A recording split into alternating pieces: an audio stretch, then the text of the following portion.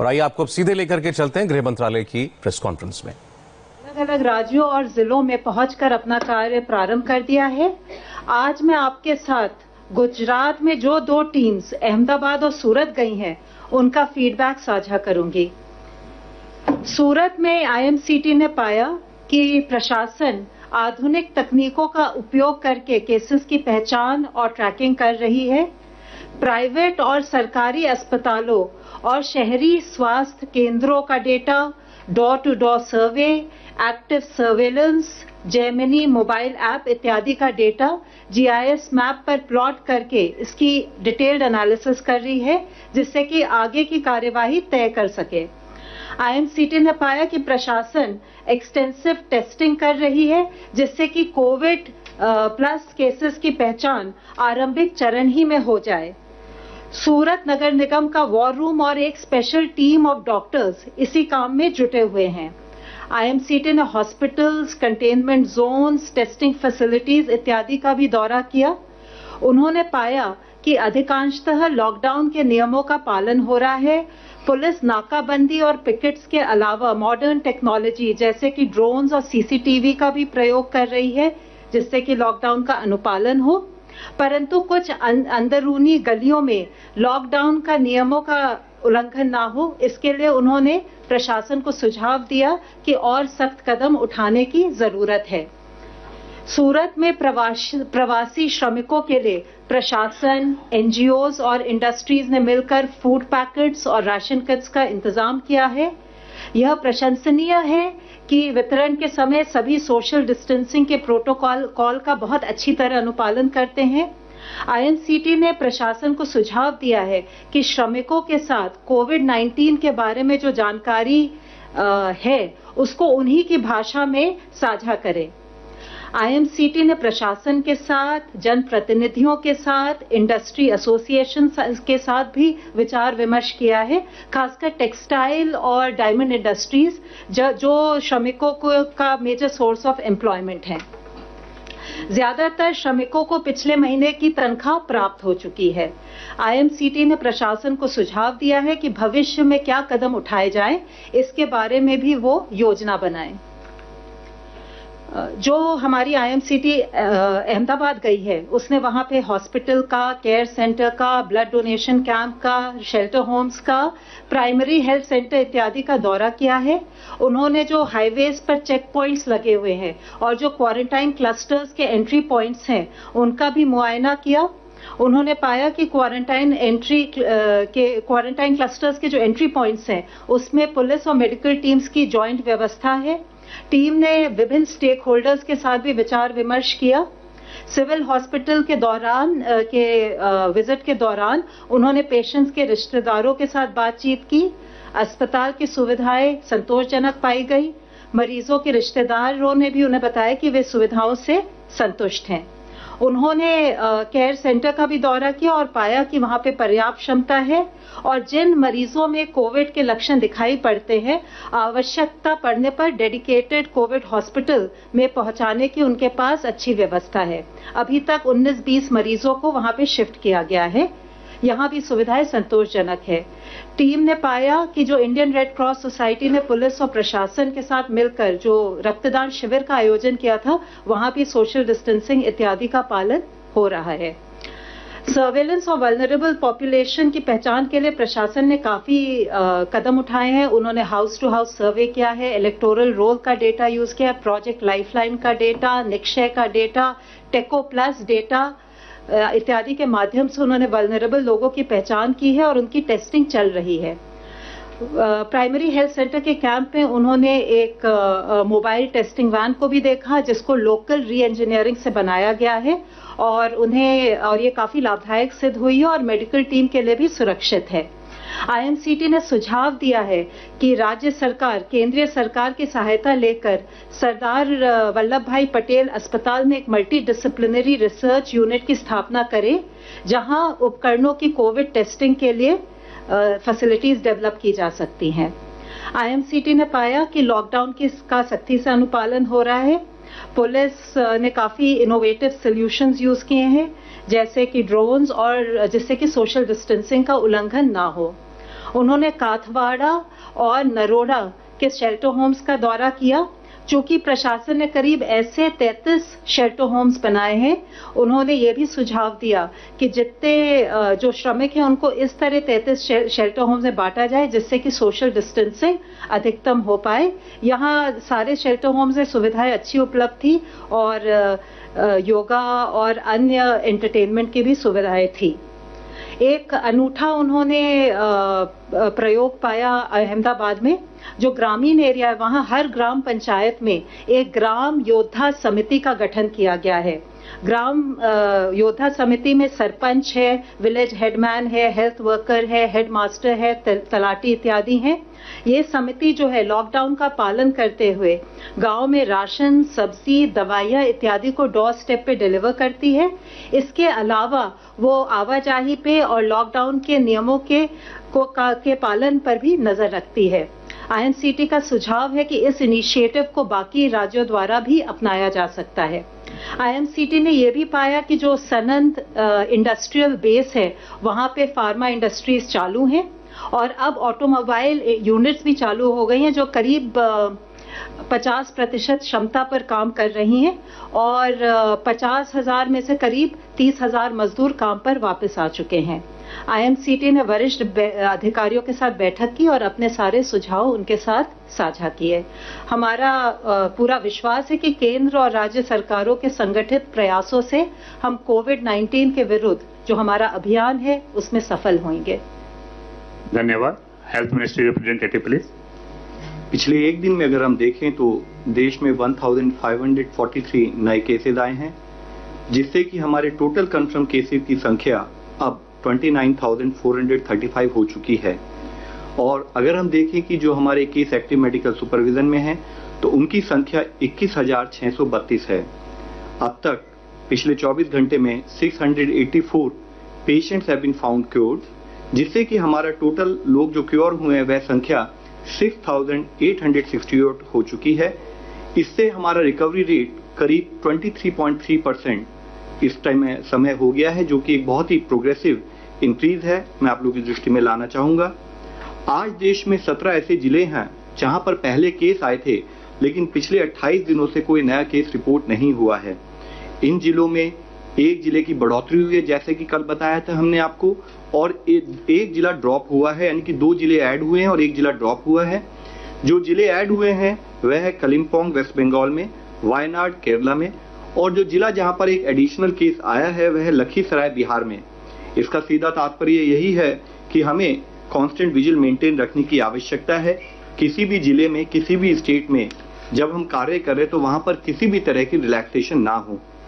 आज माननीय स्वास्थ्य मंत्री जी ने वीडियो कॉन्फ्रेंस के द्वारा डिपार्टमेंट ऑफ बायोटेक्नोलॉजी और उनके 18 ऑटोनोमस बॉडीज और साथ में उनसे संबंधित पीएसयूज के डायरेक्टर्स के साथ रिसर्च के बारे में समीक्षा की।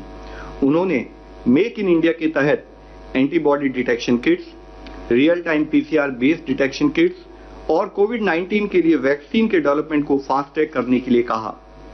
माननीय स्वास्थ्य मंत्री जी ने आज दिल्ली के लेफ्टिनेंट गवर्नर साहब, दिल्ली के स्वास्थ्य मंत्री, कॉरपोरेशन कमिश्नर्स, दिल्ली के सभी जिलों के डीएम्स और डीसीपीज, सेंट्रल और स्टेट के जितने हमारे हॉस्पिटल्स हैं उनके डायरेक्टर्स के साथ भी कोविड सर्वेलेंस के करंट स्टेटस का दिल्ली और आसपास के प्रांतों से संबंधित रिव्यू किया। स्वास्थ्य मंत्रालय ने वेरी माइल्ड या प्री सिम्टोमेटिक पेशेंट्स के लिए होम आइसोलेशन पर दिशा निर्देश जारी किए हैं। जिन पेशेंट्स के पास सेल्फ आइसोलेशन के लिए उनके रेजिडेंस पर रिक्विजिट फैसिलिटी है, उनके पास इस होम आइसोलेशन के लिए ऑप्शन होगा। ये प्रेजेंट गाइडलाइंस जो हमने इशू की हैं, ये गाइडलाइंस 7 अप्रैल को जो हमने इससे पहले सस्पेक्टेड और कंफर्म केसेस को मैनेज करने से संबंधित गाइडलाइन थी, उनके एडिशन में है। होम आइसोलेशन की जो गाइडलाइंस हैं, इसमें कुछ एलिजिबिलिटी कंडीशंस हैं, जैसे कि पेशेंट को सेल्फ आइसोलेशन पर एक अंडरटेकिंग को भरना होगा। मेडिकल ऑफिसर द्वारा व्यक्ति को क्लिनिकली या तो वेरी माइल्ड केस या प्री सिम्टोमेटिक केस डायग्नोस करना होगा। उन्हें मोबाइल पर आरोग्य सेतु एप्लीकेशन को डाउनलोड करते हुए उसको निरंतर उपयोग करना होगा। उनके पास सेल्फ आइसोलेशन के लिए और उनके फैमिली कॉन्टैक्ट्स को प्रॉपर क्वारंटाइन करने के लिए रिक्वायर्ड फैसिलिटी होनी चाहिए। 24/7 बेसिस पर देखभाल करने के लिए उनके पास एक केयर गिवर अवेलेबल होना चाहिए और केयर गिवर और हॉस्पिटल के बीच में एक प्रॉपर कम्युनिकेशन लिंक स्टैब्लिश होना चाहिए। केयर गिवर और उनके जितने भी क्लोज कॉन्टैक्ट हैं उनको हाइड्रोक्सिल क्लोरोक्विन प्रोफाइलैक्सिस के रूप में लेना होगा। पेशेंट अपनी हेल्थ को मॉनिटर करने के लिए एग्री करें और डिस्ट्रिक्ट सर्विलेंस ऑफिसर को अपने हेल्थ स्टेटस के बारे में रेगुलरली इन्फॉर्म करते रहें। उनको तुरंत मेडिकल अटेंशन लेनी चाहिए इन केस कि अगर उनको ब्रीदिंग डिफिकल्टी या चेस्ट में कोई पेन या प्रेशर हो या लिप या फेस पर कोई ब्लूइश डिस्कलरेशन डेवलप हो या कोई ट्रीटिंग मेडिकल ऑफिसर की एडवाइस हो तो वो अपने होम आइसोलेशन से निकलकर रिक्वायर्ड हेल्थ फैसिलिटी में जाएं।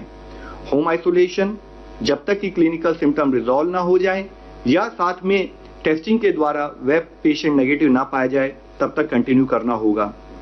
इसके लिए बहुत जरूरी है कि पेशेंट जब अपने घर पर रहें तो पेशेंट हर समय ट्रिपल लेयर मेडिकल मास्क का उपयोग करे, एक आइडेंटिफाइड रूम में ही रहें और घर के अन्य लोगों से दूर रहें, विशेषकर बुजुर्गों से या उन लोगों से जिनको कोई मॉर्बिड कंडीशन है जैसे हाइपरटेंशन, कार्डियोवास्कुलर डिजीज या रीनल डिजीज एक्सेट्रा। वह घर के अन्य लोगों से कोई अपना पर्सनल आइटम शेयर न करें और जिन सरफेसेस पर हम ज्यादातर टच करते रहते हैं उनको रेगुलरली क्लीन करते रहें। साथ ही जैसे कि अभी कहा है कि उनको ध्यान रखने के लिए केयर गिवर होना चाहिए। वह केयर गिवर भी जब उनकी देखभाल करे तब एक ट्रिपल लेयर मास्क का इस्तेमाल करे। पेशेंट के बॉडी फ्लूइड के साथ उस केयर गिवर का कोई डायरेक्ट कांटेक्ट ना हो, विशेष रूप से ओरल या रेस्पिरेटरी सिक्रीशन, और पेशेंट को संभालते समय केयर गिवर को डिस्पोजेबल ग्लव्स का उपयोग करना चाहिए। पेशेंट द्वारा उपयोग की गई सरफेसेस, कपड़े या लिनन की सफाई या हैंडलिंग करते समय भी ट्रिपल लेयर मास्क या डिस्पोजेबल ग्लव्स का उपयोग होना चाहिए। केयर गिवर और जो भी क्लोज कॉन्टैक्ट्स हैं वह भी अपना टेम्परेचर स्क्रीनिंग करते रहें और कोई भी ऐसा इशू आए जिसमें कि उनको कोई सिम्टम दिखते हैं तो उनको हमेशा सर्विलेंस ऑफिसर की दृष्टि में लाना पड़ेगा। इसके साथ ही आज मैं आप सब लोगों को एक मुख्य विषय के बारे में भी अवगत करना चाहूंगा। I would like to mention about the plasma therapy for COVID-19 which has been talked about of late। इस पर काफी चर्चा हो रही है। In this regard, let me clarify that ICMR has already stated very clearly that currently there are no approved therapies for COVID-19 including plasma therapy। मैं फिर से आप लोगों की दृष्टि में लाना चाहूंगा कि COVID-19 के लिए आज देश में क्या दुनिया भर में भी कोई अप्रूव्ड थेरेपी नहीं है। And plasma therapy is one of the therapy which is being experimented with. However, so far there is no evidence to support it as a treatment। यह अभी भी एक्सपेरिमेंटल स्टेज पर है, इसका कोई एविडेंस नहीं है कि इसको ट्रीटमेंट के रूप में इस्तेमाल किया जा सकता है। यूएस FDA ने भी इसे एक एक्सपेरिमेंटल थेरेपी के रूप में ही देखा है। ICMR ने एक नेशनल स्टडी को लॉन्च किया है ताकि वह इस थेरेपी की एफिकेसी के बारे में स्टडी कर सके। इसलिए इस विषय में यह क्लैरिफाई करना बहुत जरूरी है, अति आवश्यक है कि जब तक कि ICMR अपनी स्टडी को कंक्लूड ना कर ले, रोबस्ट साइंटिफिक प्रूफ अवेलेबल ना हो, तब तक इस थेरेपी को केवल हम या तो रिसर्च या ट्रायल पर्पस के लिए ही उपयोग करें। इनफैक्ट जो प्लाज्मा थेरेपी है, अगर इसको हम प्रॉपर तरीके से प्रॉपर गाइडलाइंस के तहत इस्तेमाल ना करें तो इससे लाइफ थ्रेटनिंग कॉम्प्लिकेशंस भी हो सकती हैं। जब तक यह थेरेपी प्रॉपरली अप्रूव नहीं है या इसकी इफेक्टिवनेस सिद्ध नहीं हुई है तब तक इसके बारे में किसी भी तरह का दावा किसी भी स्थाई पर करा जाना बिल्कुल अनुचित है। ICMR की स्टडी के बारे में कहीं भी इस प्रकार का प्रयोग पूरी तरह से इलीगल है और दूसरी तरफ पेशेंट की जान को इससे खतरा भी उत्पन्न हो सकता है। इस संबंध में ICMR ने डिटेल्ड गाइडलाइंस पहले से ही जारी भी की हुई हैं। साथ ही मैं आप लोगों की दृष्टि में एक पॉजिटिव न्यूज ये भी लाना चाहूंगा कि अगर हम दुनिया के 20 देश जहां पर कि अब तक मैक्सिमम केसेस WHO के रिकॉर्ड के हिसाब से अभी तक आए हैं, उनको अगर हम नोट करें तो उनकी पॉपुलेशन, उनकी जनसंख्या करीब हमारे देश की जनसंख्या के बराबर होती है। मैं ये कहना चाहूंगा कि हमारे देश की जनसंख्या इतनी ज्यादा है कि हम कई देशों के समान हमारे देशों की जनसंख्या है। और कल का अगर हम WHO का डेटा देखें तो हम पाते हैं कि अगर हम उन 20 देशों में आए हुए कंफर्म केसेस की संख्या लें और अपने देश की कंफर्म केसेस की संख्या लें तो हम पाते हैं कि इंडिया में उन देशों के मुकाबले 1/84, यानी कि उन देशों में इंडिया में जितने केसेस रिपोर्ट हुए हैं उससे 84 गुना ज्यादा केसेस रिपोर्ट हुए हैं। इसी तरह से अगर हम डेथ की संख्या भी देखें तो हम पाते हैं कि इन 20 देशों में जितनी डेथ रिपोर्ट हुई हैं उससे इंडिया में 1/200 टाइम्स, यानी कि उन देशों में इंडिया में जितनी डेथ रिपोर्ट हुई हैं उससे 200 गुना डेथ ज्यादा रिपोर्ट हुई हैं। यूं तो ये हम सबको पता है कि हमारे लिए, देश के लिए हर केस, हर डेथ दुखद है, लेकिन फिर भी अगर हम दूसरे देशों के कंपैरिजन में कुछ अच्छा कर पा रहे हैं तो उसके पीछे मुख्य एफर्ट देश के लेवल पर की गई प्रोएक्टिव, प्रीएम्प्टिव और ग्रेडेड अप्रोच है, और देश का हर लेवल पर जो सिपाही के रूप में हमारे स्टेट के साथ जो कोऑर्डिनेशन रहा है वह एक बहुत एफर्ट है। और उससे भी सबसे ज्यादा धन्यवाद के पात्र हैं हमारे देश के वो नागरिक जो लॉकडाउन को स्ट्रिक्टली फॉलो कर रहे हैं, और वह फ्रंटलाइन वर्कर्स जो अपनी जान जोखिम में डालकर लोगों की देखभाल कर रहे हैं। लेकिन हमें ध्यान रखने की जरूरत है कि हमें अपनी जो भी रिलेटिव बेटर परफॉर्मेंस है उसको मेंटेन रखना है, क्योंकि हमारे लिए आवश्यक है कि हम प्रतिदिन एक बैटल लड़ रहे हैं, प्रतिदिन एक लड़ाई लड़ रहे हैं। हमें किसी भी समय में रिलैक्स होने का कोई स्कोप नहीं है। हमारे रिस्पॉन्स में कहीं पर भी कोई ढिलाई ना आए। हम इसी मोमेंटम के साथ, इसी कॉन्फिडेंस के साथ अपने इस प्रयत्न में लगे रहें। देश का हर नागरिक सपोर्ट दे ताकि हम इस बीमारी से निजात पा सकें। धन्यवाद। धन्यवाद। जितेंद्र तिवारी, हिंदुस्तान समाचार। मैं जितेंद्र तिवारी, हिंदुस्तान समाचार न्यूज एजेंसी से। डॉक्टर साहब, जो कोरोना वॉरियर्स हैं, खासकर जो डॉक्टर्स हैं, वो सारे जितने सेफ्टी मेजर्स हैं वो लेते हैं, ग्लव्स पहनते हैं या जो कुछ भी आप बताते हैं, उसके बाद भी खबर आती है कि वो उनमें से बहुत लोगों को हो रहा है। क्या कोई टोटल संख्या देश की आई है? दूसरा, क्या कोई स्टडी की है कि इतने सेफ्टी मेजर्स के बाद भी वो कैसे संक्रमित हो जाते हैं? पहली बात। और दूसरी बात, आपने कल कहा था कि जो व्यक्ति ठीक हो जाता है, जो कोरोना से बाहर आ जाता है, वो दूसरे को साधारण तौर पर संक्रमित नहीं करता है, उससे बहुत बचने की या उससे दूरी बनाने की जरूरत नहीं है। इसकी भी क्या कोई स्टडी हुई है? क्योंकि बहुत लोग दोबारा भी बीमार पड़ रहे हैं, इसे भी बाहर से समाचार आए।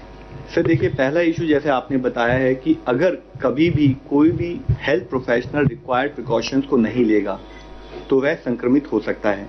ये हमारे लिए शुरू से ही एक बहुत सोचनीय विषय रहा है, जिसके बारे में आपके द्वारा भी और हम स्टेट लेवल पर, डिस्ट्रिक्ट लेवल पर भी जो हम ट्रेनिंग कर रहे हैं ऑनलाइन, और हमारे एम्स के द्वारा जो ऑनलाइन ट्रेनिंग पूरे देश में जा रहे हैं, उसमें हम बताते रहे हैं। हमारे लिए जरूरी है कि हमारे सारे हेल्थ प्रोफेशनल जो रिक्वायर्ड गाइडलाइंस हैं उसको फॉलो करें। अगर रिक्वायर्ड गाइडलाइंस फॉलो नहीं करेंगे तभी इन्फेक्शन होने का खतरा है। आप ये मान के चलिए कि हमारे हेल्थ प्रोफेशनल्स कोविड-19 ही नहीं, अपने आईसीयू में जब वह डिफरेंट टाइप की डिजीजेस को डील करते हैं, डिफरेंट टाइप की सर्जिकल ऑपरेशंस परफॉर्म करते हैं, तो उनको रिक्वायर्ड प्रिकॉशन लेनी होती है, जिसकी वजह से ही हमारे हेल्थ प्रोफेशनल्स उन सारी डिजीजेस को मैनेज करते हुए भी अपने आप को बचा कर रखते हैं। तो जरूरी है कि हम हर तरीके से जो भी प्रिकॉशंस हैं उसको फॉलो करें। उसके अलावा जैसे आपने दूसरा प्रश्न पूछा था, जो ठीक हो जाता है वो देखिए, इसमें भी अभी वर्ल्ड ओवर कुछ केसेस रिपोर्ट हुए हैं जो कि बहुत ही मिनिस्क्यूल नंबर है, कि कुछ लोग पहले ठीक हुए लेकिन उनके बाद में उनको फिर कोरोना इन्फेक्टेड पाया गया। लेकिन ये इतना भी मिनिस्क्यूल परसेंटेज है कि इसके बारे में अभी हम कंक्लूसिव एविडेंस ये नहीं ले सकते कि जो कोरोना से संक्रमित आदमी है वह ठीक हो गया तो वो सारे के सारे ही ऐसे हो जाते हैं। ये कंक्लूसिव एविडेंस नहीं है। इसके लिए जरूरी है कि हम ये समझें कि जो आदमी पेशेंट ठीक हो चुका है पीसीआर टेस्ट के द्वारा, जो कि गोल्ड स्टैंडर्ड है, जो क्लियर हो चुका है, तो वह पर्टिकुलर पर्सन बिल्कुल ठीक है। मैम, इससे पहले भी कई बार हम बता चुके हैं कि हमारे यहाँ मोस्ट ऑफ द केसेस जो हेल्थ प्रोफेशनल्स के आए हैं वह पर्टिकुलर नंबर प्राइमरीली ऐसा है कि उन्होंने अपनी फैमिली मेंबर्स को या और दूसरे लोगों को संक्रमित किया है। तो दो टाइप के इन्फेक्शन पाए गए हैं। एक इन्फेक्शन पाया गया कि he may be health professional but he ended up infecting people in parties and otherwise. दूसरे टाइप के केसेस आए हैं कि जिसमें कि health professionals during health care related activities भी संक्रमित पाए गए हैं। अगेन मैं आप लोगों से फिर ये कहूंगा कि जब हम यहाँ पर आप लोगों से डिस्कस करते हैं तो हमारा मेजर फोकस हमेशा होता है कि हम आपको प्रोसेसेस के बारे में बताएं, और अगर आपको कोई detailed information in terms of absolute number चाहिए तो हम आपको बाद में प्रोवाइड करा सकते हैं। मिस्टर रविंदर जी न्यूज। दो छोटे सवाल हैं। एक तो कि अगर किसी वर्क प्लेस पर, किसी संस्थान में अगर कोई कोविड-19 पॉजिटिव हो जाता है तो क्या उस पूरे संस्थान को, वर्क प्लेस को सील कर दिया जाएगा, कंटेनमेंट जोन घोषित कर दिया जाएगा, या फिर उसमें कुछ रियायत मिलेगी? इस तरह कोई एडवाइजरी जारी हुआ है? और दूसरा, अगर लॉकडाउन जब हुआ उसके बाद से आज तक केसेज जो लगभग 30,000 के आसपास आए हैं, पहले ये बताया जा रहा था कि अगर लॉकडाउन नहीं होता तो 8 लाख, फिर 40 लाख, कोई डाटा बोल रहा है कि 1 करोड़ तक पहुंच जाता। तो क्या लॉकडाउन से इसमें हमने सफलता पाई है, क्या वो सफल रहा, और आंकड़े किस हिसाब से देखते हैं? दोनों सवाल का। पहले सवाल के बारे में जैसे आपने बताया, कुछ दिनों पहले हमने इस पर डिटेल चर्चा की थी कि अगर किसी पर्टिकुलर नॉन कोविड हॉस्पिटल में भी कोई पेशेंट कोविड में पाया जाता है या पर्टिकुलर लोकेशन पर कि अगर कोई हमारा हेल्थ प्रोफेशनल उस पर्टिकुलर फैसिलिटी में इन्फेक्ट होता है, तब आप लोगों की दृष्टि में हम लाए थे कि मुख्यतः वहां पर अगर आप प्रॉपर डिसइंफेक्शन करें तो आप उस पर्टिकुलर फैसिलिटी को यूज कर सकते हैं। Same process would be applicable to all other locations कि जहां पर अगर कोई कोविड पेशेंट पाया जाता है किसी पर्टिकुलर लोकेशन में, किसी पर्टिकुलर बिल्डिंग में, रिक्वायर्ड डिसइंफेक्शन प्रोसेस को फॉलो किया जाए और उसके फॉलो करने के बाद उस बिल्डिंग को आप यूज कर सकते हैं।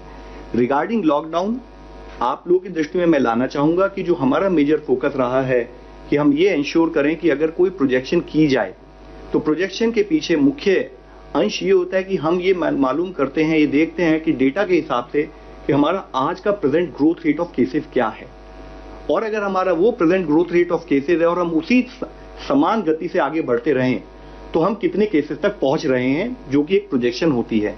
फिर हमारा दूसरा एफर्ट होता है कि अगर हम इस गति को कम करें तो उसके लिए हमें क्या क्या कार्य प्रणाली उसको फॉलो करना चाहिए। तो जैसे कि चाहे हम लॉकडाउन की बात करें, फिजिकल डिस्टेंसिंग के प्रमोशन की बात करें, साथ ही कंटेनमेंट एक्टिविटीज की बात करें, उसके द्वारा हम उस गति को भी धीमा करने का प्रयत्न करते हैं। और जिसके तहत ही आप पाते हैं कि हम लोगों ने आपको डेटा के द्वारा इससे पहले भी बताया है कि अगर कोई एक प्रोजेक्शन की गई हमारे लेवल पर, उससे भी कम केसेस पाए गए। एक उदाहरण के रूप में मैं आपको बताना चाहूंगा कि अगर हमारा डबलिंग रेट यानी कि जितने दिनों में केसेस डबल होते हैं, लॉकडाउन से पहले करीब 3.4 के करीब जो होवर कर रहा था, आज वह करीब 10.2 है। यानी कि पहले 3-3.25 दिनों में जो केसेस डबल हो रहे थे, आज वो 10 दिन में डबल हो रहे हैं। एंड इसका मुख्य कारण जो हमेशा एफर्ट रहा है कि कैसे कंटेनमेंट पर फोकस करें, कैसे हम फिजिकल डिस्टेंसिंग और साथ में हम जो अपना लॉकडाउन से रिलेटेड एक्शन को कैसे इंप्लीमेंट करें। एक ऑनलाइन क्वेश्चन है, has the Agra model failed? Quarantine centers are not well functioning in Agra, so how do you rate it with your model? So let me first explain and request everyone, there is nothing called any model. There is nothing called an Agra model or nothing called a Bhilwara model, etc. What is very important for all of us to understand is what is our containment strategies. We have brought to your notice such good practices, such containment action at the field level, primarily to highlight कि वहां पर effort किए गए। लेकिन जब हमने आपको कभी भी किसी एक रिलेटिव सक्सेस के बारे में बताया तो उसके साथ ही एक और चीज हम हमेशा मुख्य रूप से आपसे कहते रहे हैं कि हम एक इन्फेक्शियस डिजीज से डील कर रहे हैं। हमारी एक दिन की चूक, हमारा एक दिन का लेस एफर्ट हमारे को उस सिचुएशन में फिर से ले जा सकता है कि हमारी जो सक्सेस है वो नॉन सक्सेस में कन्वर्ट हो जाए। तो हम आपके द्वारा एफर्ट ये करते हैं कि अगर कहीं पर अच्छा कार्य हुआ है जो कि देश की द्वारा दी गई कंटेनमेंट स्ट्रेटजी के तहत हुआ है, उस कार्य को आपके द्वारा बताया जाए।